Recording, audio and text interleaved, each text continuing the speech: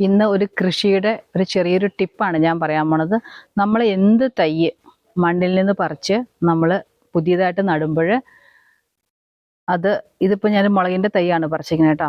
നമ്മൾ വെറുതെ നട്ടിട്ട് അങ്ങോട്ട് പോവരുത്. ഇത് നട്ട് കഴിഞ്ഞ് ഇതുപോലെ ചെറിയൊരു കുഴി ഉണ്ടാക്കി ഇത് നട്ട് കഴിഞ്ഞതിന് ശേഷം നമ്മൾ ഇതിന് നിർബന്ധമായിട്ടും കുറച്ച് വെള്ളം ഒഴിക്കണം.